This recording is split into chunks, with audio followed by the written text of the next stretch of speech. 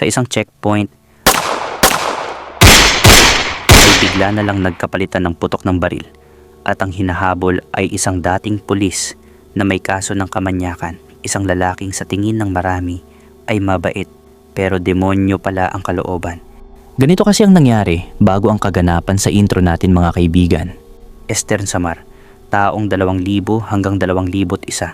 Saktong alas 5 ng hapon nang mabulabog ang 5 nag-iinuman na kalalakihan dahil sa pagsasabi ng isa sa kanila na nakita raw nito ang isang kasamahan pa nilang nakikipag-inuman na napatay ang isang babae sa may sagingan na di rin kalayuan sa pinag-iinuman nila.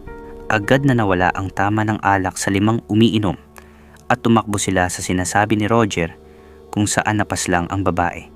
At nang makilala nila ang biktima, agad na umiyak ang isang lalaki na si Waldo Salazar dahil ang napatay pala ay ang anak nito na si Christine Salazar, isang secondary teacher na bago pa lamang nagtuturo.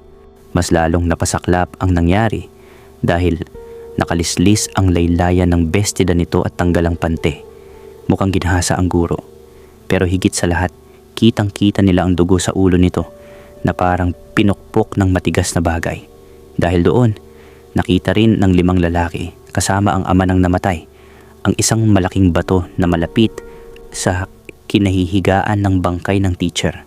At habang humahagulgol sa iyak ang kanyang ama, ay nagsabi ang nakakita na si Roger na si Ramon Montero raw ang nakita niya.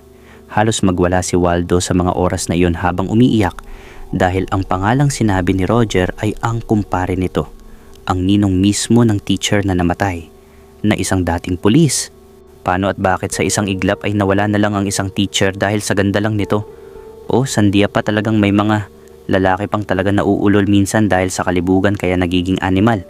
Ito ang kwento ni Christine Salazar, isang anak na pinalaki sa hirap pero hinubog ng maayos na pagpapalaki, disiplina at tahimik na pangarap. Ang babaeng nakikita ninyo sa larawan ay hindi lumaki sa marangyang bahay, wala siyang minanang yaman, at hindi siya ipinanganak na may pribilehiyo sa buhay. Ang meron lang siya ay mga magulang na marunong magsakripisyo at isang pamilyang marunong mangarap kahit kapos.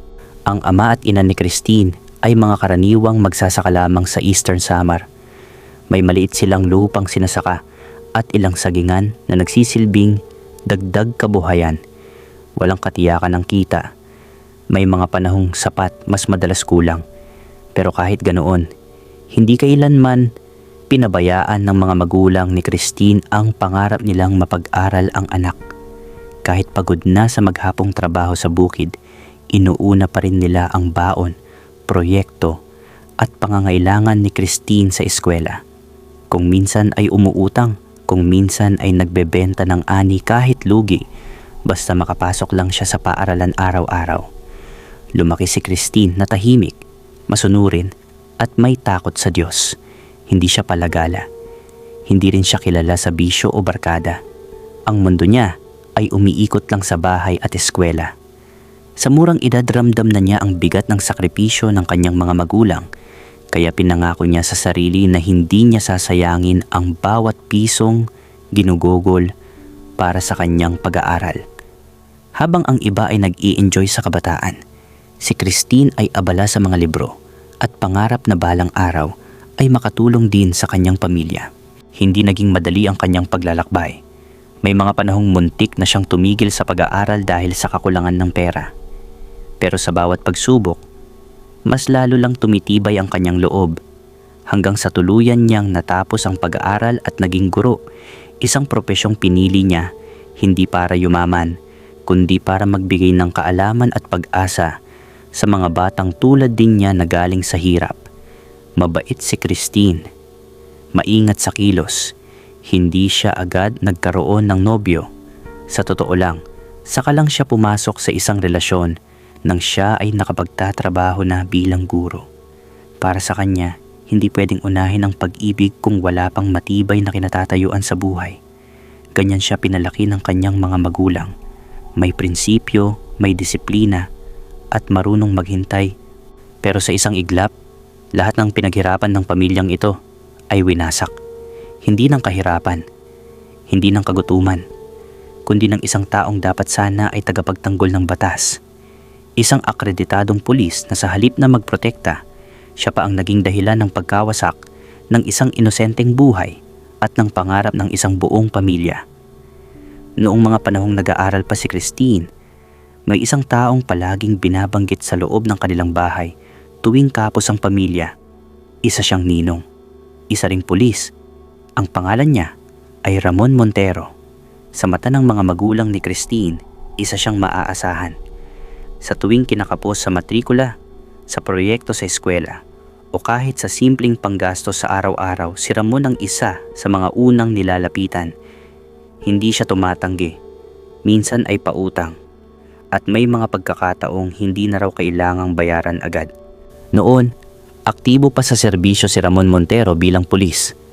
Kilala siya sa lugar, may ranggo, may pangalan, at may impluensya. Para sa isang pamilyang magsasaka, malaking bagay ang may kakilalang ganito. Kaya naman lumaki si Christine na may respeto at tiwala sa kanyang ninong. Sa kanyang murang isipan, si Ramon ay isa lamang mabuting tao na handang tumulong sa kapwa, lalo na sa isang batang nangangarap makatapos ng pag-aaral. May mga pagkakataong nagtatagpo sila sa palengke. Kapag nahahagip ni Ramon si Christine, hindi nawawala ang ngiti nito. Minsan ay inaabot niya ng kaunting pera ang dalaga, pang-allowance raw, pambili ng merienda.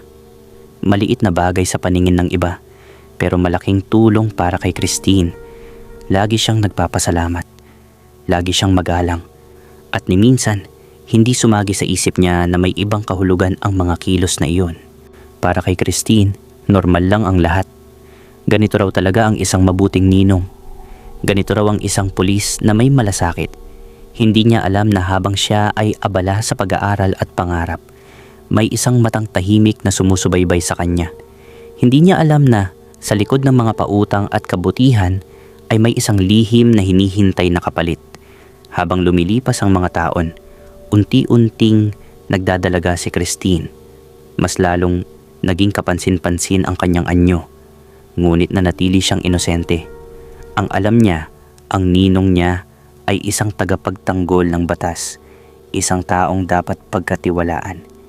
Hindi niya kailanman inisip na ang taong tinatawag niyang ninong ay may ibang intensyon sa bawat tulong na ibinibigay nito. Hindi alam ni Christine na ang mga kabutihang iyon ay hindi pala bukal sa puso. Hindi niya alam na ang bawat perang inaabot sa palengke, ang bawat pautang sa kanyang pamilya ay may kaakibat na pagnanasa. Sa isip ni Ramon Montero, ang mga ginagawa niyang tulong ay hindi simpleng awa o malasakit. Isa itong puhunan, isang paghihintay, isang tahimik na pag-aakalang balang araw ay may karapatan siyang maningil. Habang si Christine ay patuloy na nangangarap bilang isang estudyante, si Ramon naman ay patuloy na nag-iipon ng ilusyon sa sarili niyang isipan. Isang ilusyon na balang araw, ang inosenteng batang tinulungan niya ay magiging kanya. Isang pagnanasang itinago sa likod ng uniforme ng pulis at ng titulong ninong. Isang lihim na walang kamalay-malay si Christine na unti-unting hinuhubog ang trahedyang sisira sa kanyang buhay. Hanggang sa nagdaan na nga ang mga taon. Nagtapos si Christine sa kolehiyo. Dumating ang araw ng kanyang graduation at simple lang ang handaan sa bahay nila. Walang enggrande, walang mamahaling pagkain. Inuman lang ng mga kumpare ng kanyang ama, tawanan at maingay na kwentuhan. Nandoon din si Ramon Montero, ang ninong ni Christine, na noon ay aktibo pang pulis. Nakikipag-inuman ito sa mga kumpare kabilang ang ama ni Christine na si Waldo. Maliit lang ang bahay nila Christine, gawa pa sa tinidtid na kawayan, manipis ang dingding. Sa gitna ng kasiyahan, nalasing si Ramon Montero. Nagpaalam ito na iihi raw. Dahil abala ang lahat sa inuman at tawanan, walang nakapansin sa direksyon na pinuntahan nito. Sa kusina, mag-isa si Christine. Nakasuot lang siya ng maikling shorts at simpleng pang-itaas. Naguhugas siya ng pinggan at nagliligpit ng pinagkainan. Bigla na lang pumasok si Ramon sa kusina. Nagulat si Christine. "Oh, Ninong." Bati niya, pilit ng ngumiti. Ngumiti rin ng pulis pero kakaiba ang ngiti. Hindi iyon ngiting pang ninong. May halo iyon ng pagnanasa at kalaswaan. "Oh, graduate ka na. Pwede na," sabi ni Ramon, sabay lapit. Bago pa makaiwas si Christine, bigla nitong hinipo ang hita niya. Mariing pisil. Napaatras si Christine, nanlamig ang katawan. "Ninong," sabi niya. Nanginginig ang boses, may halong gulat at takot. Biglang may pumasok sa kusina. "Pare, andyan ka pala," sabi ng nanay ni Christine na walang kaalam-alam sa nangyari. "Ah, Mare," sagot ni Ramon. "Kinukongratulate ko lang ang anak natin. Sa wakas magiging teacher na siya." Ngumiti ito, parang walang ginawang masama. Sumagot naman ang ina ni Christine. Oo, salamat pare." Tahimik lang si Christine. Hindi siya makapagsalita. Nanginginig ang mga kamay niya, kabado ang itsura, pero walang nakapansin. Makalipas ang ilang sandali, nagpaalam si Ramon at bumalik sa inuman. Hindi sinabi ni Christine ang nangyari sa kanyang mga magulang. Natakot siya, nalito. Pero sinabi niya ito sa isang pinsan niyang babae. Doon lang niya nailabas ang takot at pandidiri. Nanatiling lihim ang lahat. Lumipas ang 2 taon. Paminsan-minsan, nagkikita pa rin si Christine at ang kanyang ninong. Kapag walang alak si Ramon, mukhang mabait ito. May mga pagkakataon pa nga na kapag nadadaanan niya si Christine sa kalsada, isinasakay siya sa owner-type jeep at inihahatid pa uwi. Hindi na lang umiimik si Christine. Tinitiis niya. Iniwasan niya ang gulo. Nang magkanobyo si Christine, doon nagbago ang lahat. Nagtuturo na siya noon bilang guro. Napansin niyang parang ayaw ni Ramon na may kasamang lalaki si Christine. Minsan, sinisita pa raw nito ang nobyo niya. Isang araw, umamin ang nobyo kay Christine. Sinabi raw sa kanya ni Ramon na layuan si Christine kung ayaw nitong may mangyaring masama sa kanya. Ang tono raw ng pulis ay hindi parang ninong o magulang. Para raw siyang nagsasalita na parang pagmamay-ari niya si Christine. Parang asawa niya. Doon na tuluyang umiwas si Christine. Ilang buwan ang lumipas at nabalitaan niya na nag-resign na si Ramon sa pagiging pulis. Ayon sa tsismis, may kaso raw ito ng pangmamanyak sa isang babaeng pulis. Pero napagtakpan ang lahat. Walang formal na kaso. Resignation lang ang naging kapalit para hindi mawala ang mga benepisyo nito sa gobyerno. Hanggang sa dumating ang araw ng krimen. Linggo iyon. Walang pasok, nagkayayaan ng inuman ang mga magkukumpare, kasama ang ama ni Christine na si Waldo at ang retiradong pulis na si Ramon Montero. Malapit lang iyon sa bahay nila Christine. Bago marating ang bahay nila, dadaan muna sa makitid na daan na kasya lang ang isang tricycle. Sa magkabilang gilid ay sagingan, malawak at masukal. Ang ilan sa mga puno roon ay pagmamay-ari ng pamilya ni Christine. Maayos ang inuman noong una. Tawanan, kwentuhan hanggang sa inabot na ng hapon. Napansin ni Ramon ang paglabas ni Christine mula sa sagingan. Dumaan siya sa makitid na daan papunta sa tindahan. Nakabistida lang siya, simple at mahinhin. Napansin din iyon ng iba, pero walang pumansin. Si Ramon lang ang nakatitig. Iba na ang tama ng alak sa kanya. Matapos bumili, naglakad na pabalik si Christine pauwi. Gaya ng dati, nagpaalam si Ramon na iihi raw. Pero hindi siya umihi. Tumiretso siya sa sagingan, palihim, nang hindi na siya napapansin ng mga kainuman. 6 silang umiinom, 5 ang naiwan. Walang nakakaalam na sinusundan na pala ni Ramon si Christine. Nag-shortcut ito sa loob ng sagingan, palusot-lusot sa mga puno. Bago pa man makita ni Christine ang kanilang bahay, may biglang humablot sa kanya mula sa likod. Tinakpan ang kanyang bibig, walang nakarinig ng sigaw, at doon naganap ang karumal-dumal na panggagahasa. Paulit-ulit, brutal, walang awa. Matapos ang panghahalay, pinukpuok siya sa ulo gamit ang bato. Paulit-ulit hanggang sa bumigay ang katawan niya, hanggang sa tumahimik. Ayon kay Roger, isa sa mga kainuman, napansin niyang kakaiba ang kilos ni Ramon. Nang magpaalam itong iihi, napansin niyang iba ang direksyong tinahak. Sinundan niya ito. Nawala pa sa paningin niya sandali. Ilang minuto lang ang lumipas nang may makita siyang anino sa sagingan. Parang may hinahampas ng bato. Nang lapitan niya, tao pala ang hinahampas. Kita pa niya ang puweta ni Ramon. Nakalilis pababa ang pantalon at brief nito. Halatang katatapos lang ng panghahalay. Nililigpit na lang nito ang katawan ng babae para hindi na makagalaw at makagawa ng ingay. Parang natuliro pa si Roger sa nakita niya noon at hindi siya agad nakakilos. Hindi pa niya makilala kung sino ang babae dahil nakapatong pa si Ramon noong mga oras na iyon. Nanlaki ang mga mata ni Roger. Ramdam niya ang lamig sa dibdib sa mga nangyayari. Parang may humahawak sa lalamunan niya.